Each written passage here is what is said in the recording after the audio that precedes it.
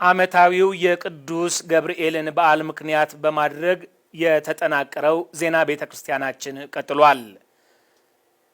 ታኅሳስ 19 ቀን 2018 ዓ.ም ዓመታዊው የቅዱስ ገብርኤል በዓል በአዲስ አበባ በጎሮ ደብረ ምሕረት ቅዱስ ገብርኤል ካቴድራል በታላቅ ድምቀት ተከብሯል።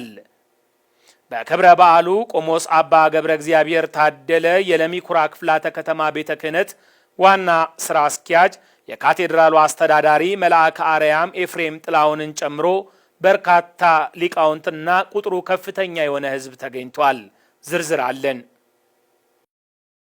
በአዲስ አበባ ሀገረ ስብከት በምስራቅ አዲስ አበባ የሚገኘው የጎሮ ደብረ ምሕረት ቅዱስ ገብርኤል ካቴድራል ግንቦት 19 ቀን 1991 ዓመተ ምህረት የተመሰረተ ካቴድራል ነው። ካቴድራሉ የህንፃ ቤተክርስቲያኑን ምርቃት ባጠናቀቀ ማግስት ወደ ልማት ገብቶ ዘርፈ ብዙ መንፈሳዊና ልማታዊ ተግባራት እያከናወነ ይገኛል።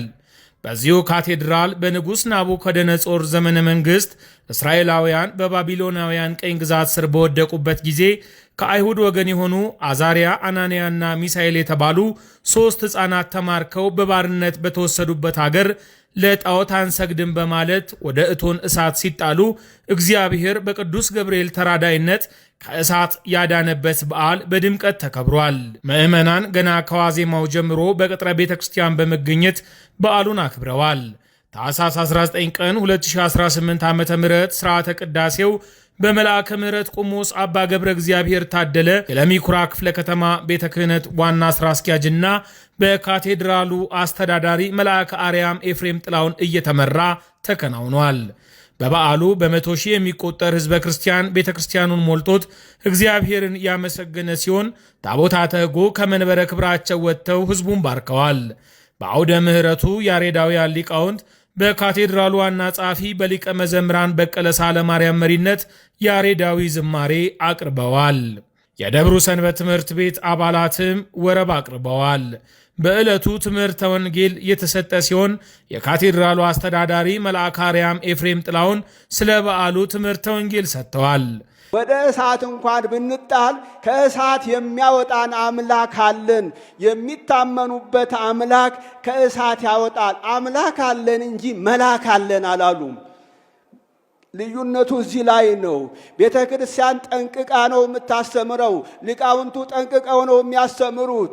ከእሳት የሚያወጣ እግዚአብሔር መልአኩን ልኮ ቅዱስ ገብርኤል ሰልስቱ ደቂቅን አናንያና አዛሪያን እንዳዳነ እኛንም በእያንዳንዳችን ያለንን መከራ አድኖን ለዛሬ ዓመት በሰላም ያድርሳችሁ ያድርሰን። አመስግኑ እግዚአብሔርን። ስለዚህ ከእሳት የሚያወጣ አምላክ አለን። መልአኩን ልኮ እንደሚያድናቸው የሚያመልኩት አምላክ ከእሳት እንደሚያድናቸው በተማመኑትና ባመኑት ልክ እግዚአብሔር አድኗቸው የልብሳቸው እራፊ እንኳን እሳት ሳይነካው ከእሳት ወጥተዋል። እንግዲህ ቅዱስ ገብርኤል ከሦስቱ መካከል አራተኛ ሆኖ በእሳቱ መካከል ሲመላለስ ጣዖት አምላኪው ናቡከደነጾር ስላየ ይትባረክ እግዚአብሔር አምላከ ሲድራቅ ወሚሳቅ ወአብደናጎም ብሎ አመስግኗልና እንደ ጣዖት አምላኪው ሳይሆን እንደ እምነታችን እግዚአብሔርን እናመስግን። ይታፈሩ ኩሎሙ እለ ይሰግዱ ለግልፎ ወእለ ይትመክሁ በአማልክቲሆሙ። በሚያፍሩበት በሚያዋረዳቸው ጣዖት የሚሰግዱ ያፍራሉ ተብሎ በነቢዩ በዳዊት በመዝሙር 97 ቁጥር 7 ላይ እንደተነገረው ናቡከደነጾር ላቆመው ምስል አንሰግድም፣ ፈጣሪያችን አምላካችን አለ ለሱ ነው የምንሰግደው ብለው የታመኑት አምላክ ሳይፈሩ ታምነዋል። በእምነት ጸንተው ከእሳት ወጥተዋል። እኛንም ብዙ መከራ አለብን። አምላካችን ከእሳት ያውጣን፣ ከክፉ ነገር ይሰውራችሁ፣ በጎውን ነገር ቤታችሁ ይጠብቃችሁ። እግዚአብሔር ከሁላችሁ ጋር አይሁን።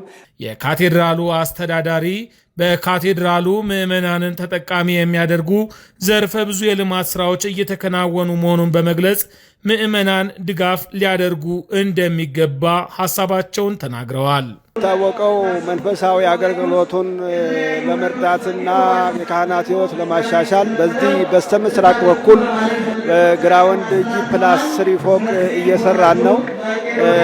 ማህበረ ምዕመናኑ በዚሁ መንፈሳዊ የሥራ አገልግሎት የሚሰራውን ህንፃ ለመርዳት በያላችሁበት ሆናችሁ በቤተ ክርስቲያኑ የባንክ ቁጥር ረድታችሁን ህንፃውን ጨርሰን የተሻለ ሥራ እንድንሰራ እንድትረዱን እናሳስባለን። የካቴድራሉ አስተዳዳሪ መልአከ አርያም ኤፍሬም ጥላውን በካቴድራሉ ምዕመናንን ተጠቃሚ የሚያደርጉ ዘርፈ ብዙ የልማት ሥራዎች እየተከናወኑ መሆኑን በመግለጽ በምዕመናን ድጋፍ በርካታ የልማት ሥራዎች ወደ ትግበራ መቀየራቸውን ተናግረዋል። በክብረ በዓሉ መልአከ ምሕረት ቆሞስ አባ ገብረ እግዚአብሔር ታደለ የለሚ ኩራ ክፍለ ከተማ ቤተ ክህነት ዋና ሥራ አስኪያጅ በካቴድራሉ ከፍተኛ የልማት ሥራ እየተከናወነ መሆኑን ገልጸው ይህንን ሥራ በበላይነት የሚመሩ የቤተ ክርስቲያን አገልጋዮችን ማገዝ እንደሚያስፈልግ ገልጸዋል። የደብሩ ዋና ጸሐፊ ሊቀ መዘምራን በቀለ ሳህለ ማርያም በበኩላቸው በዙሪያው መንፈሳዊ አገልግሎቱን በገቢ ለመደገፍ ከፍተኛ የልማት ሥራ እየተከናወነ መሆኑን ገልጸው ምዕመናንም ለእነዚህ ሥራዎች ድጋፍ እንዲያደርጉ ጠይቀዋል። አንደኛ በስተምስራቅ በኩል ግራውንድ +3 ሁለገብ ህንፃ እየተሰራ ነው ያለው።